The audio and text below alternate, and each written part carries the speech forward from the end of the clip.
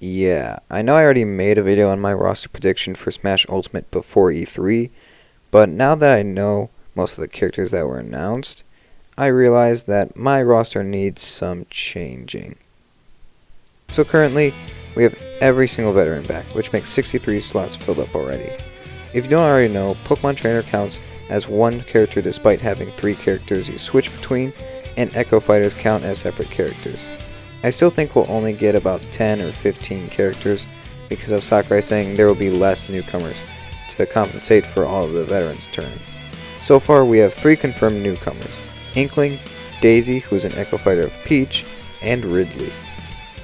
By the looks of it, Sakurai seems to be picking fan-requested characters to be newcomers. To start off, I'll be looking at some characters that were DLC Mii costumes in Smash 4, because it seems like Sakurai picked these characters to be Mii costumes because they were highly requested by fans. Maybe this time around, those characters will be promoted to being playable fighters. Let's start with the most obvious one. Yes, everyone is pushing for King K. Rool. He's been seen as a popular request in the West and even Japan, and fans were extremely disappointed when he was revealed to be a Mii costume.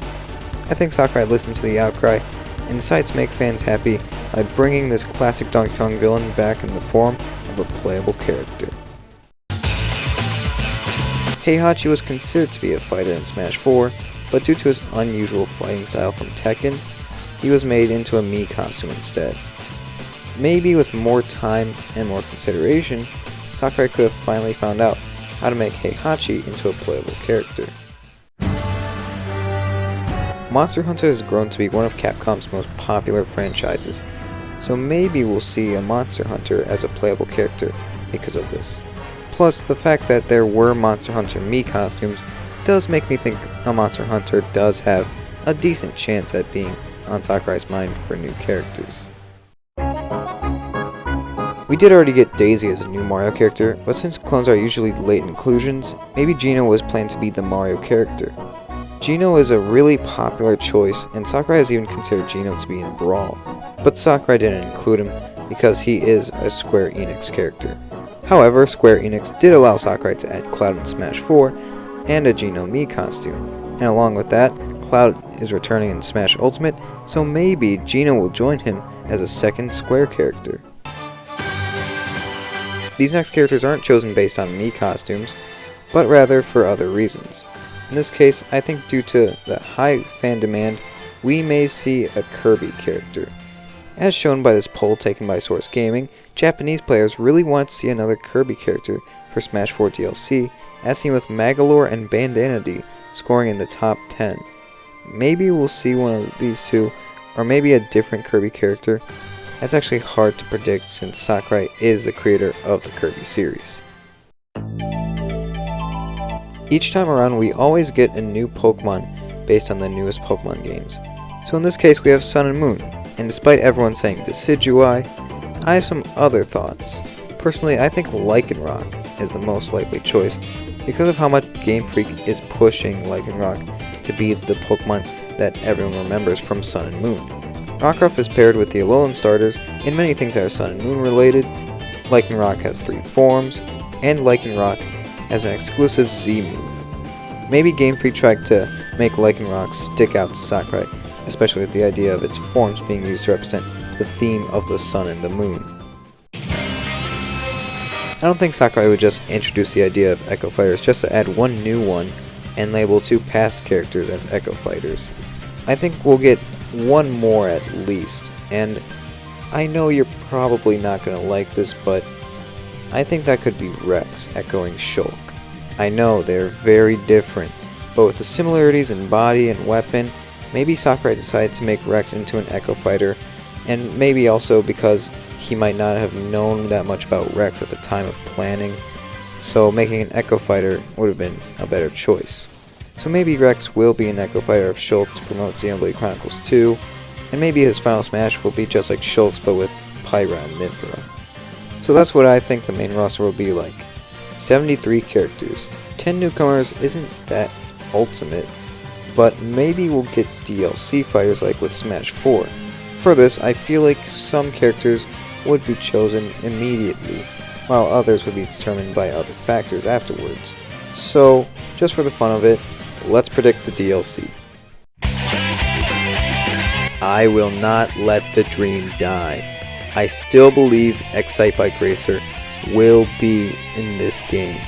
If you look at the main roster, there are no new retro characters added, unless you count King K. Rool. So this may be Sakurai's chance to add what could be the last retro character to join Smash Bros. Also, with Takamaru and Sukapan being assist trophies, I think Excitebike Racer is the only realizable retro character left for Sakurai to choose. ARMS may have came too late to join the boat to Smash Bros, so maybe we'll get Springman as a DLC character instead. ARMS is a new IP that, while it didn't do as well as Splatoon, is still popular and pushed by Nintendo to be a big IP.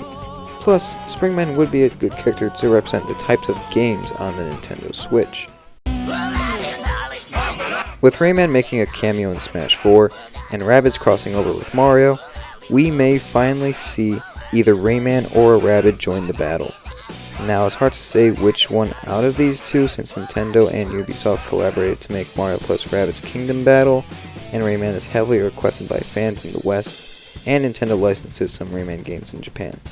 I'm hoping it's Rayman, but I wouldn't be disappointed with a Rabbid. Undertale's coming to Switch, so Sans is going to be in Smash. No.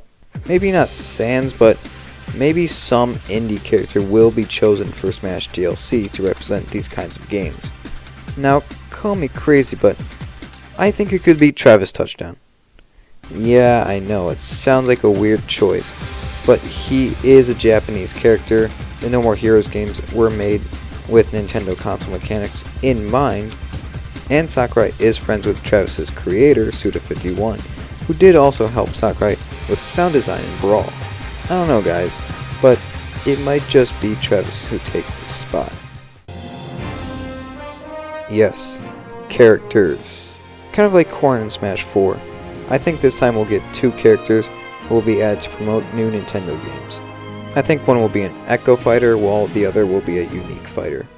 I think like Smash 4, there will be a DLC character decided on a poll. Now, I don't think this will be as chaotic as Smash 4's fighter ballot, but I think it will be something like the Smash 2 polls. If you don't know, the Smash 2 polls were polls created by Sakurai asking fans what characters from different franchises fans wanted, and fans got to choose between certain listed characters. This, I think, would be more organized, where Sakurai puts so many characters so everyone can vote for a character they want without having the liberty to say something like Goku, Shrek, or Spider-Man. I think each of the number 1 characters from each poll would be put into one last poll to decide which character fans want the most. I think this would be more organized and would also allow fans to see the results so they could see which characters were some of the top characters, since Smash 4's fighter ballot didn't show any of the results except for Bayonetta was the number 1 character among realizable characters. So those are my new thoughts on the main roster and the possibilities for DLC characters. What are your thoughts on these predictions? What are your predictions? Let me know in the comments below and stay tuned for the return of Brawler Brainstorm.